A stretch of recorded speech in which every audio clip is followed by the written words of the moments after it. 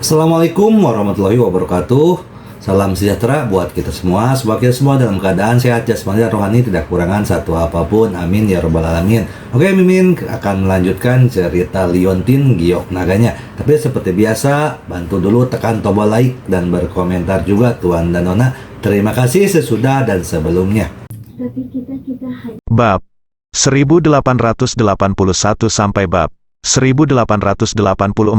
Sekarang, sepertinya kita telah menyelinap ke desa Xiaoye. Jadi bagaimana situasi spesifiknya?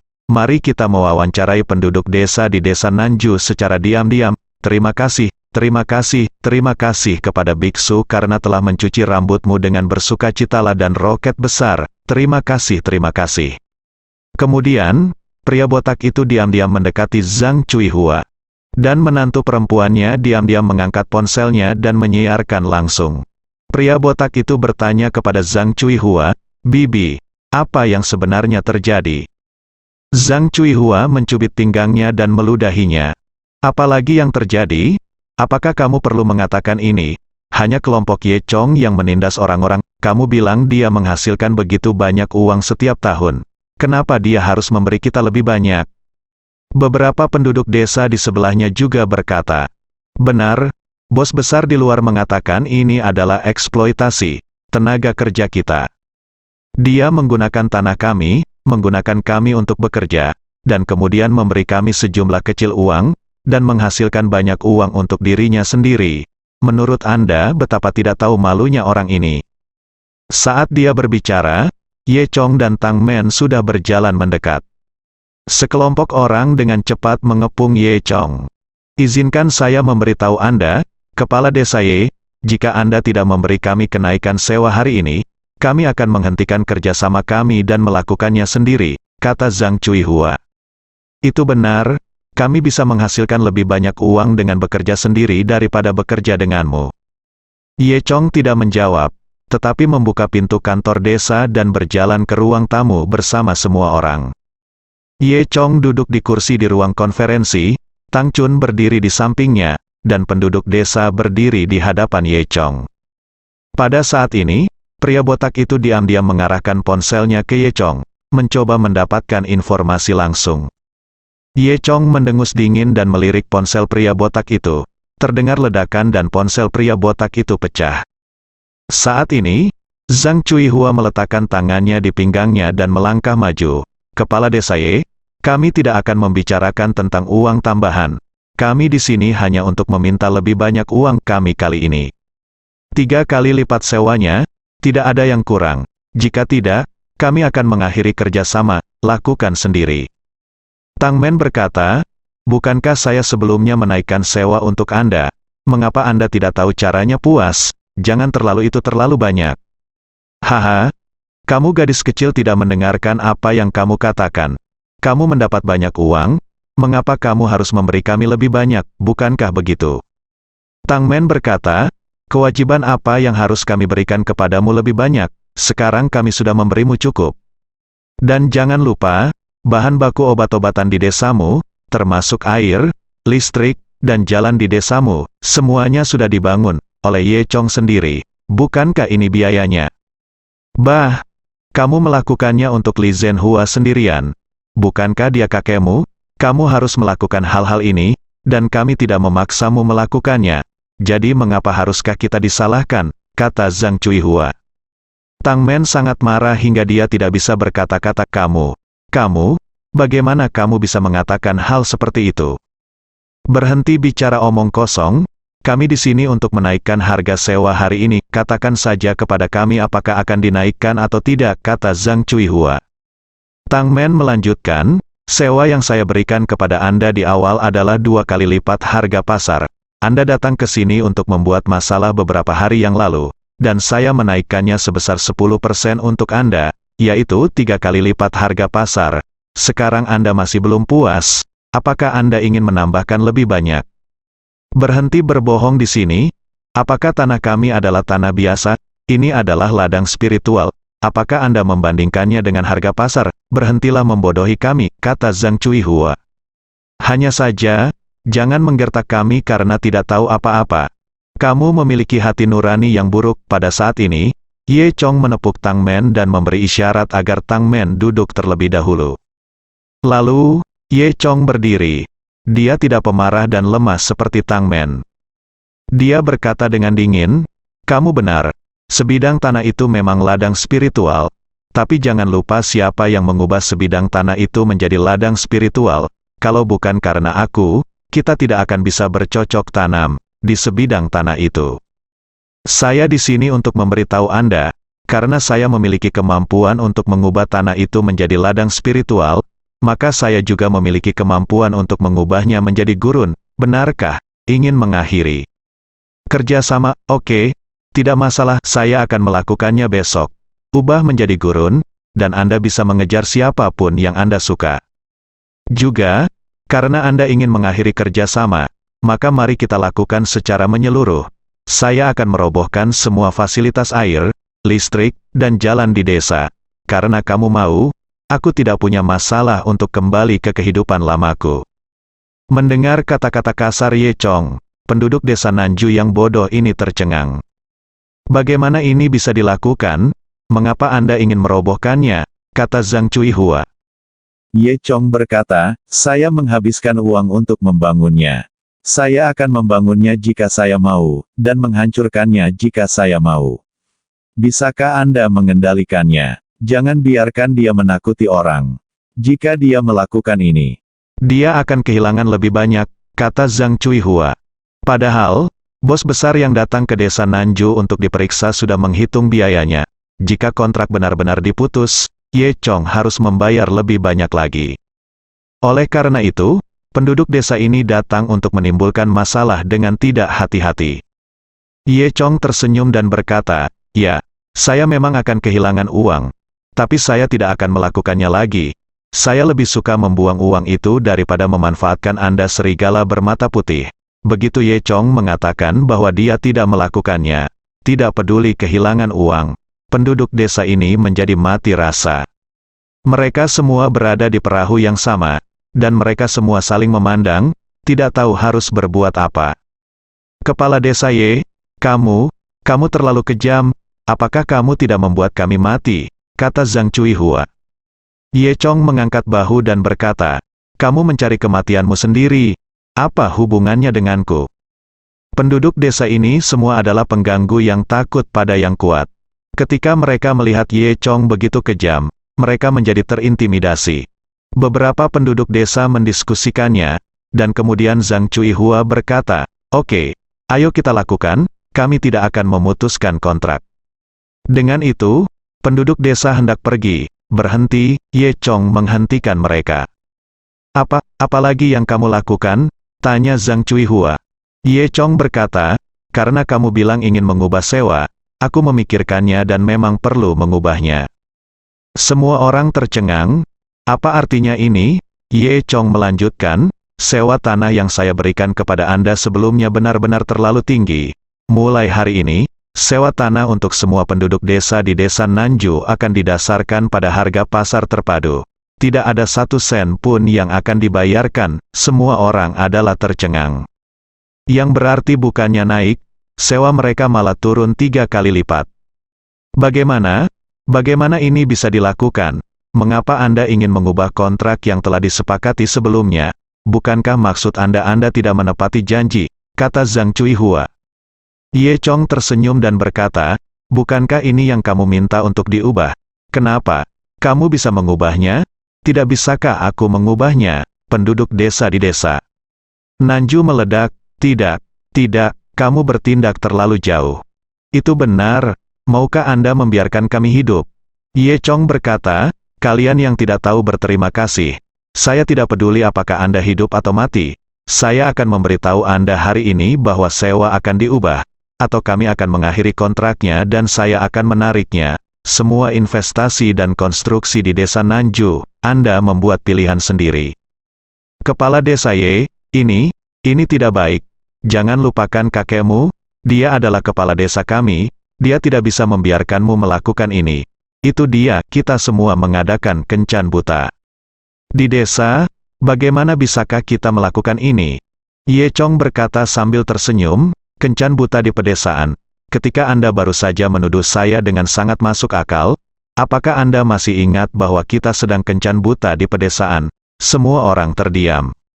Tak satu pun dari mereka yang mengira bahwa keserakahan mereka yang tak terpuaskan akan membawa hasil seperti itu. Tentu saja tidak semua penduduk desa Nanju datang ke sini untuk menimbulkan masalah. Adapun penduduk desa lainnya yang tidak datang untuk menimbulkan masalah, Ye Chong hanya akan menggunakan cara lain untuk memberikan kompensasi kepada mereka. Pada saat ini, Zhang Cuihua mulai bermain trik. Dia menepuk pahanya, duduk di tanah dan mulai menangis. Bagaimana ini bisa dilakukan? Saya akan menghasilkan ratusan ribu lebih sedikit setahun. Oh, saya tidak bisa hidup lagi. Kepala desa Ye, kamu membunuh orang. Ye Chong tidak menunjukkan belas kasihan sama sekali. Di depan penduduk desa-desa Nanju, dia berkata kepada Tang Men, "Saudari Men, tolong biarkan Zhang Dalong mengurus masalah ini. Dalam 3 hari, semua kontrak harus direvisi. Selama satu keluarga tidak setuju, maka Dewa Keempat akan menghancurkan desa Nanju untukku." Tang Men mengangguk, merasa sangat lega. Oke, ayo kita lakukan. Wajah orang-orang di desa Nanju sama jeleknya dengan mereka yang baru saja memakan siang. Zhang Cuihua sedang bermain-main di tanah, dan yang lainnya berdiri di sana, berjalan atau tidak berjalan. Ye Chong melirik penduduk desa dan berkata, "Biar ku beritahu, kali ini, meskipun aku memberimu pelajaran, ingat, jangan bertingkah seperti orang bodoh di masa depan. Dengarkan saja apa yang orang lain katakan, dan kamu tidak akan melakukannya. Tidak tahu apakah kamu digunakan sebagai senjata." Ye Chong tahu betul bahwa ini semua dipicu oleh bos besar yang datang untuk memeriksa. Juga, jangan bersyukur. Lakukan tugasmu dan hasilkan uang dengan jujur. Itu lebih baik dari apapun. Semua orang tersipu mendengar ceramah Ye Chong. "Kamu boleh pergi. Jika kamu memiliki pertanyaan, silakan langsung menemui Zhang Dalong," kata Ye Chong. Tidak ada penduduk desa yang bergerak. Ye Chong berkata lagi, "Saya belum pergi. Saya ingin berbicara dengan Zhang Dalong sekarang.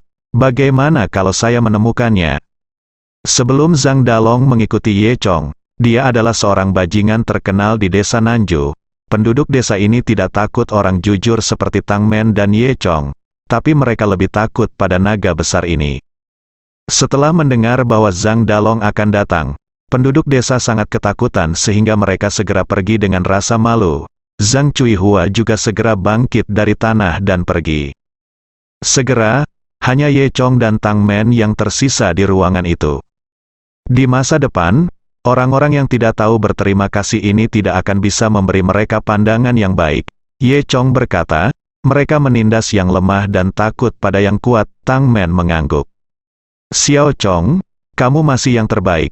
Jika aku setengah dari kemampuanmu, maka kamu tidak akan tertipu." Tang Men dengan cepat menutup mulutnya dan berhenti berbicara di tengah kalimatnya. Ye Chong bertanya dengan rasa ingin tahu, "Kakak Men, apa yang kamu bicarakan? Apa yang tidak akan terjadi?" Tang Men berkata dengan cepat, tidak apa-apa." Ye Chong merasa bahwa Tang Men sedikit aneh. Seolah-olah ada adalah sesuatu yang belum dia katakan padanya, tapi dia tidak menanyakan pertanyaan apapun lagi. Sore hari itu, Tang Men mengatur agar Zhang Dalong pergi ke desa Nanju untuk urusan bisnis. Zhang Dalong segera memimpin sekelompok orang dan bergegas ke desa Nanju dengan tergesa-gesa. Setelah mendengar kejadian ini, penduduk desa yang tidak pergi mengeluh. Banyak orang juga memarahi Zhang Cuihua, sang pemimpin, sebagai wanita tua yang hilang. Zhang Cuihua menikah dari desa lain, bukan dari desa ini. Bahkan ada yang mengatakan akan mengusir Zhang Cuihua, yang membuat Zhang Cuihua sangat ketakutan sehingga dia tidak berani keluar selama beberapa hari. Beberapa penduduk desa memanggil Li Zhenhua. Setelah Li Zhenhua mendengarnya, dia menelepon Ye Chong lagi dan bertanya apa yang terjadi. Ketika Li Zhenhua mengetahui keseluruhan ceritanya, dia berkata dengan marah, "Ya, orang-orang ini harus diberi pelajaran." Zhang Dalong mengeluarkan kontrak baru dan meminta banyak penduduk desa untuk menandatanganinya. Dia mengucapkan kata-kata kejamnya, "Dalam 3 hari, saya akan datang untuk mengambil kontrak. Jika satu rumah tangga saja menolak untuk menandatangani, maka seperti yang dikatakan kepala desa kami Ye, saya akan menghancurkan semuanya di sini. Faktanya, sebagian besar penduduk desa di desa Nanju masih oke. Ye Chong tidak bisa memotongnya dan membiarkan semua orang menderita. Ye Chong juga merumuskan beberapa metode kesejahteraan. Menurut metode tersebut, para penduduk desa yang tidak datang menimbulkan masalah sebenarnya tidak menderita banyak kerugian dibandingkan sebelumnya. Namun, Ye Chong tidak membiarkan Zhang Dalong mengungkapkan metode kesejahteraan terlalu dini. Dia berencana membuat penduduk desa marah selama beberapa hari dan menggunakan kemarahan mereka untuk memberi pelajaran kepada penduduk desa yang membuat onar.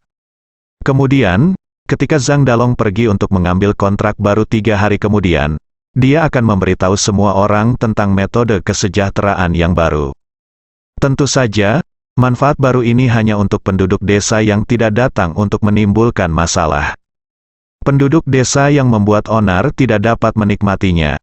Langkah Ye Chong untuk membunuh orang dan membunuh orang juga sangat efektif. Penduduk desa yang datang membuat onar selalu dituding dan dimarahi oleh orang-orang di depan rumahnya. Bahkan kerabat, teman, istri, dan anak-anaknya pun tidak memandangnya dengan baik. Bulan pertama tahun ini awalnya merupakan hari bahagia.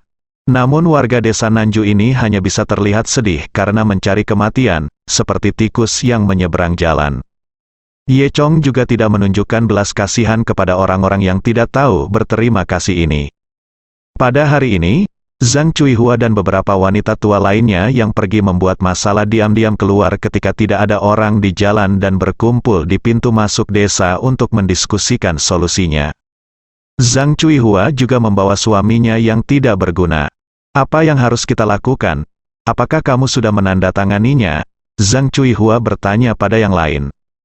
Saya belum menandatanganinya, sayang sekali. Itu benar, mari kita pikirkan cara untuk memastikan kita tidak kehilangan segalanya.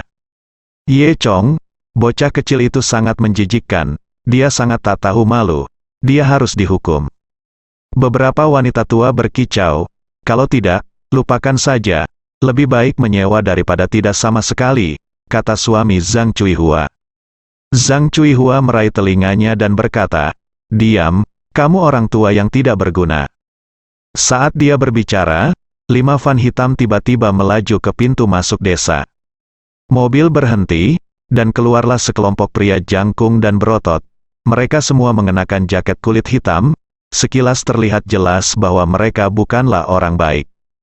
Pertempuran ini membuat takut penduduk desa. Salah satu pemimpin, mengenakan kacamata hitam, bertanya dengan suara dingin, siapa sebenarnya Ye Chong? Temukan dia untukku. Baru kemudian, beberapa penduduk desa menyadari bahwa mereka sedang mencari Ye Chong.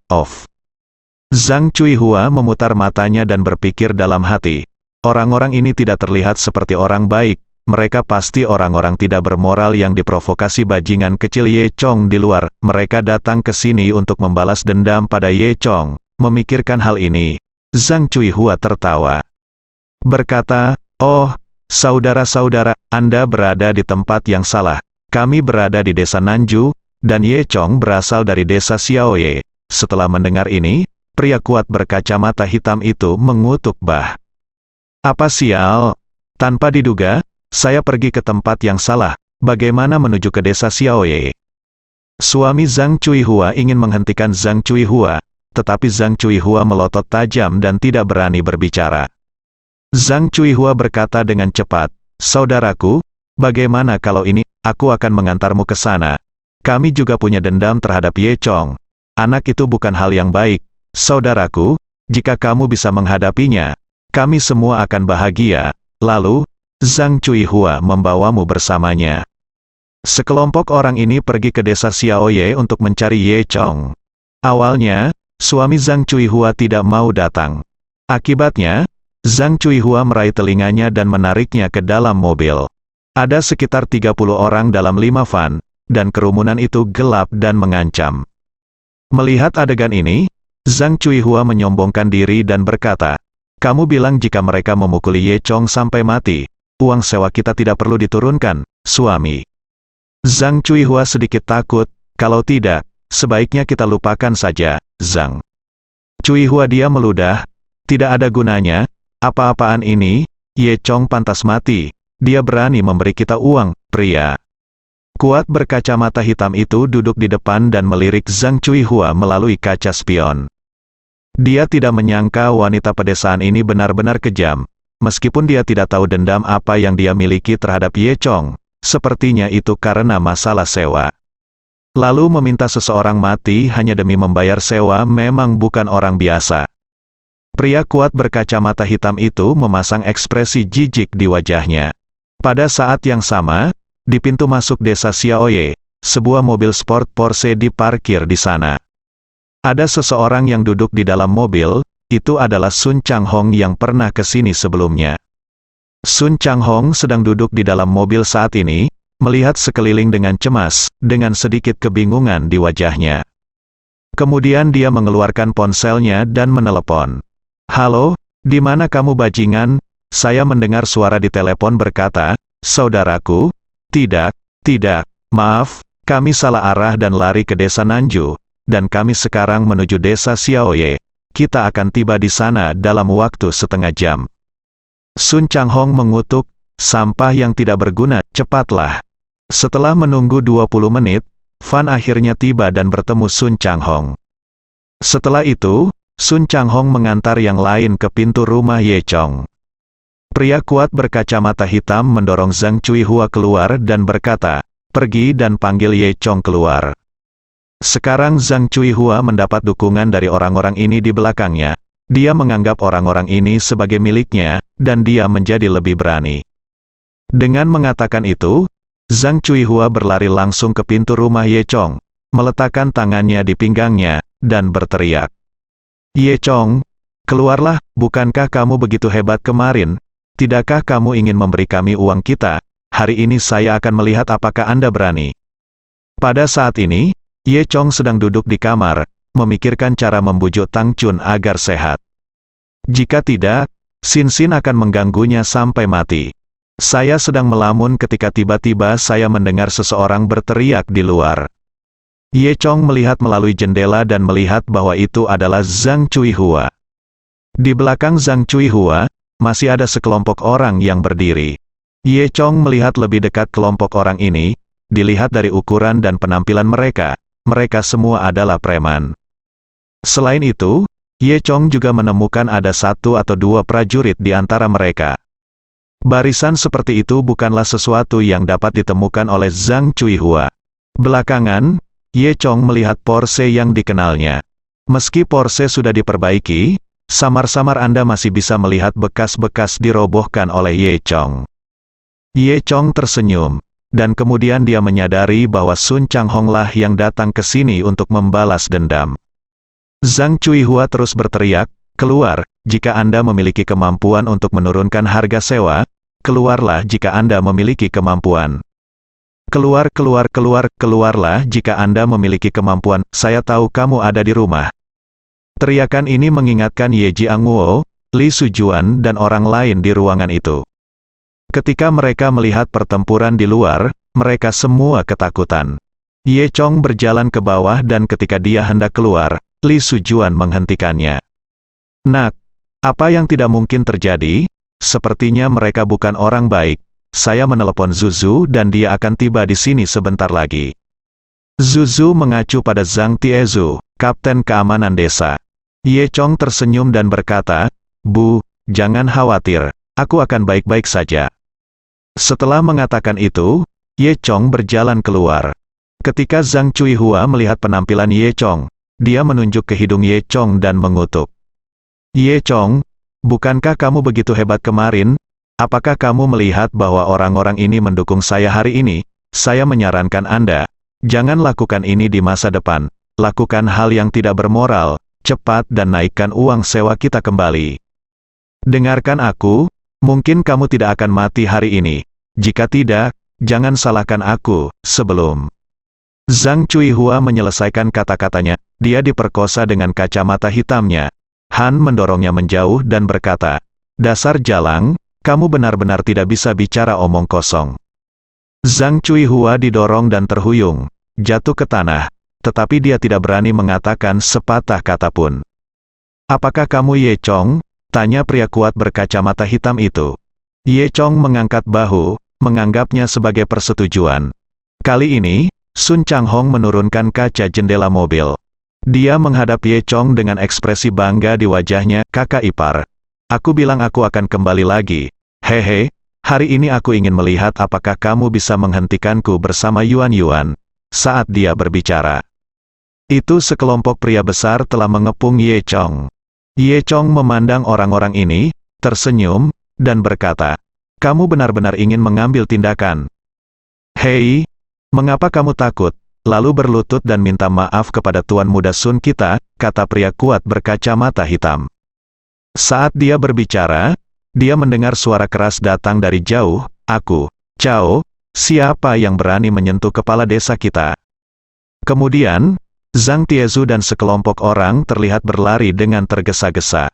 Ini semua adalah anggota kelompok keamanan desa Xiaoye. Pada awalnya, pria kuat berkacamata tidak memperhatikan orang-orang ini. Melihat mereka berlari ke arahnya, pria kuat berkacamata itu mencibir, sekelompok penduduk desa bodoh, dia melambai.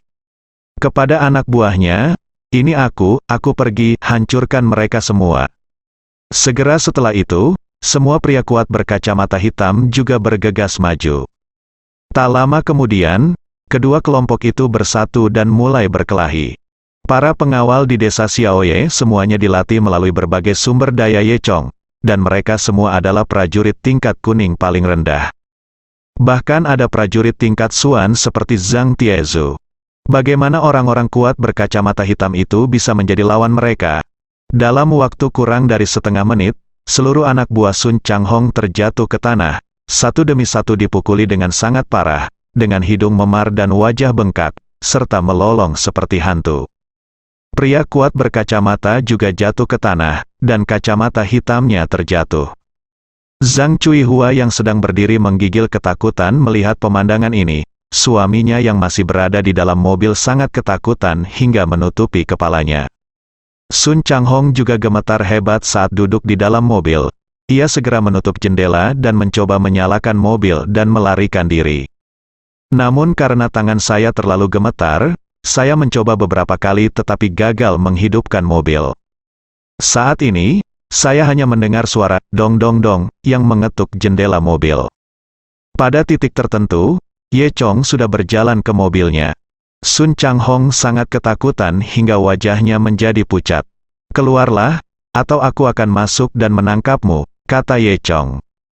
Sun Changhong hanya bisa membuka pintu mobil. Kakak ipar, oh tidak, saudaraku, aku salah, aku akan pergi sekarang dan tidak pernah datang lagi. Ye Chong berkata sambil tersenyum, jika tidak memberimu pelajaran, kamu hanya ingin berjalan. Sun Changhong berkata, apakah kamu tahu siapa kakak tertuaku? Dia adalah orang yang kejam di Beijing. Jika kamu memukulku, dia pasti akan marah. Mengapa tidak melupakannya saja? Ye Chong tersenyum dan berkata, oke, itu. Dia itu, aku akan memberimu kesempatan untuk menelepon orang yang kejam itu dan biarkan aku melihat orang kejam seperti apa dia. Ketika Sun Changhong mendengar ini, dia berpikir dalam hati, Ye Chong, kamu adalah seorang pembunuh. Kamu adalah meminta kematian. Dia berkata, oke, karena kamu ingin melihatnya, aku akan mencarinya sekarang, tetapi kamu tidak bisa memukulku. Ye Chong merasa lucu, ayo temukan dia dengan cepat. Sun Changhong juga sopan, panggilan langsung. Halo, saudaraku, aku diintimidasi di desa Xiaoye, ya, datang dan bantu aku. Oke, aku akan menunggu di sini. Kemudian, Sun Changhong menutup telepon dan berkata kepada Ye Chong, tunggu saja untukku, kakak tertuaku akan segera datang, tapi sebelum kakak tertuaku datang, kamu tidak boleh menyentuhku, kamu harus jujur. Saat ini, saya melihat Ye Guangcai mengemudi. Dia tiba-tiba berhenti dengan sangat indah dan hampir menghancurkan pria kuat berkacamata itu sampai mati. Jika pria kuat berkacamata hitam itu tidak bereaksi dengan cepat, bukan hanya kacamata hitamnya saja yang hancur. Ye Guangcai keluar dari mobil dan bertanya, Xiao Chong, apa yang terjadi? Zhang Tiezu berkata, kepala desa tua, inilah yang terjadi. Orang-orang ini datang mengganggu kepala desa, tapi kami mengurus mereka, yang di dalam mobil masih membutuhkan seseorang untuk datang. Ye Guangcai melirik Zhang Cuihua di tanah, siapa orang-orang ini? Apakah mereka dari desa Nanju? Orang-orang di desa Nanju menjadi semakin keterlaluan. Ye Chong tersenyum dan berkata, orang-orang di desa Nanju ini, kami akan menangani mereka nanti. Pada saat ini, Tang Chun dan Tang Men juga bergegas dari rumah mereka. Ekspresi Tang Chun sangat khawatir, tetapi ketika dia melihat Ye Chong baik-baik saja, dia kembali ke sikap dinginnya. Tang Men bertanya, Xiao Chong, kamu baik-baik saja? Ye Chong tersenyum, jangan khawatir, tidak apa-apa. Tidak ada, haha. Kamu sangat naif, kakakku akan datang sebentar lagi untuk melihat apakah kamu baik-baik saja. Sun Changhong bergumam dengan suara rendah. Ye Yuan sedang menonton dari atas dan ingin turun untuk membantu, tapi dihentikan oleh Li Sujuan. Lagi pula, pihak lain datang ke sini hanya untuk Ye Yuan. Dan Ye Yuan tidak bisa membantu banyak jika dia terjatuh. Ye Guangcai sedikit khawatir dan bertanya, Xiao Chong, apakah dia mencari bantuan lagi? Apakah ada bahayanya? Iya, tidak akan ada masalah, kan? Tang Men juga bertanya. Ye Chong tersenyum dan berkata, bahaya apa yang mungkin terjadi? Sudahkah kamu membaca novelnya? Novel apa? Tang Men dan yang lainnya tercengang. Ye Chong berkata sambil tersenyum, menurut plot dalam novel berdarah. Ketika kakak tertuanya datang setelah beberapa saat, ketika dia melihatku, anggota tubuhnya akan menjadi lemah karena ketakutan, dan dia mungkin berlutut di tanah, bersujud padaku dan mengakui kesalahannya, lalu pukul dia lagi. Ye Chong tidak berbicara omong kosong. Tidak peduli siapa kakak laki-laki tertua Sun Changhong. Selama dia adalah seseorang dengan status tertentu di Beijiang, tidak mungkin untuk tidak melakukannya, kenal Ye Chong. Bahkan jika dia belum pernah bertemu Ye Chong, dia setidaknya tahu reputasi Ye Chong. Ketika dia mendengar nama Ye Chong, dia cukup berani untuk tidak berlutut ketakutan. Tang Chun berkata, TSK, kamu benar-benar bisa menyombongkan diri. Kamu masih tidak percaya? Tunggu dan lihat saja. Ye Chong mengedipkan mata pada Tang Chun. Dia berpikir jika dia berpura-pura berada di depan Tang Chun hari ini, dia mungkin bisa meredakan suasana mereka. Melihat ekspresi Ye Chong yang tenang, Sun Changhong juga bergumam di dalam hatinya, apakah anak ini benar-benar memiliki status khusus?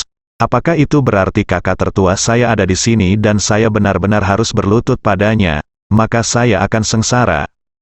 1 jam kemudian, seperti yang diharapkan, selusin mobil melaju ke desa Xiaoye. Seorang pria parubaya keluar dari BMW. Pria ini memiliki kepala gemuk, telinga besar, dan perut buncit. Sekilas terlihat seperti bos lokal. Pria parubaya itu berjalan mendekat dengan ekspresi galak di wajahnya. Ye Chong tidak bisa menahan perasaan senang saat melihat orang itu datang. Dia pikir dia siapa? Ternyata kakak tertua Sun Changhong hanyalah orang rendahan. Ye Chong ingat bahwa nama keluarga orang lain sepertinya adalah Sen, dan namanya adalah Sen Yuan. Orang-orang setingkat Sen Yuan hanya bisa berdiri di baris terakhir di jamuan makan Ye Chong. Pendukung keluarga Sun adalah Sen Yuan, dan tampaknya keluarga Sun juga tidak sebaik itu. Sun Changhong melihat Sen Yuan dan berlari dengan cepat. Saudaraku, kamu di sini? Sen Yuan mengangguk dan bertanya. Biarkan aku melihat siapa yang menindas saudaraku. Katakan padaku dan aku akan menghadapinya. Sun Changhong sedikit khawatir dan menunjuk ke arah Ye Chong dengan hati-hati. Itu dia, saudaraku, apakah kamu mengenalnya? Ye Chong duduk di sana dengan acuh tak acuh. Menunggu alur cerita berbalik, dia tahu bahwa Sen Yuan akan berlari ke arahnya dan segera mengakui kesalahannya. Tapi tak disangka, Sen Yuan berkata, kamu kenal aku. Sun Changhong merasa lega saat melihat Sen Yuan mengatakan ini. Sepertinya Sen Yuan tidak takut pada Ye Chong. Jadi, Sun Changhong berkata, Saudara Cao, kamu tidak tahu seberapa besar anak ini berpura-pura sekarang. Dia berkata bahwa setelah kamu datang, kamu harus berlutut untuk mengakui kesalahanmu. Kamu sangat pandai berpura-pura. Apaan? Sen Yuan memarahi sambil menatap Ye Chong. Kamu adalah seorang pembunuh. Kamu ingin aku berlutut di hadapanmu dan mengakui kesalahanku? Kamu pikir kamu ini siapa? Pada saat ini, Ye Chong tampak terkejut. Bagaimana mungkinkah ini terjadi? Tidak berkembang sesuai rutinitas? Apakah Shen Yuan melupakan dirinya sendiri? Ini tidak mungkin. Tapi Shen Yuan bahkan tidak takut pada dirinya sendiri lagi, yang membuat Ye Chong bingung. Kamu benar-benar tidak tahu siapa aku? Ye Chong bertanya. Shen Yuan mencibir, tentu saja saya tahu siapa Anda. Anda akan segera mati. Dengan mengatakan itu, Shen Yuan melambaikan tangannya dan lebih dari 100 anak laki-laki bergegas keluar dari mobil dengan momentum yang besar. Kali ini, Ye Chong masih belum mengambil tindakan. Meskipun Shen Yuan membawa banyak orang, sekitar 100 orang, di mata Zhang Tiezu dan lainnya, ratusan orang ini hanyalah tumpukan sampah. Dalam waktu kurang dari 2 menit, sekitar 100 orang dirobohkan oleh Zhang Tiezu dan yang lainnya. Kemudian, Zhang Tiezu mengantar Shen Yuan dan Sun Changhong ke Ye Chong. Wajah Sun Changhong penuh dengan kepanikan. Bagaimana dia bisa membayangkan bahwa hanya beberapa penduduk desa dapat membunuh 100 orang? Ini sungguh tidak dapat dipercaya. Dia sekarang tahu bahwa orang-orang yang tinggal di desa ini semuanya aneh. Sun Changhong juga benar-benar ketakutan, dan segera memohon belas kasihan, Saudara Ye Chong, saya tahu saya salah, saya tidak berani melakukannya lagi. Tolong ampuni saya pergi sekarang, saya tidak akan pernah kembali lagi, ampuni aku. Ye Chong tersenyum dan berkata, kamu akan memaafkanku jika kamu berkata begitu. Kalau begitu, bukankah aku akan terlalu malu? Sun Changhong memohon, tidak, aku salah, Ye. Chong melirik lagi. Sun Changhong tidak bisa menahan tawa atas kepengecutannya. Dia berkata, saya meminta Anda untuk menemukan seseorang dan memberi Anda kesempatan, tetapi Anda tidak berguna dan orang yang saya temukan juga tidak baik, ya, Saudara Ye Chong. Baru sekarang saya tahu bahwa Anda adalah yang paling kuat, orang yang saya temukan tidak baik, tolong beri saya kesempatan lagi, saya akan pergi sekarang, kata Sun Changhong. Ye Chong tersenyum dan berkata, bagaimana ini mungkin? Sekarang Anda di sini. Mari nikmati layanan khusus dari desa Xiaoye kami, bersambung.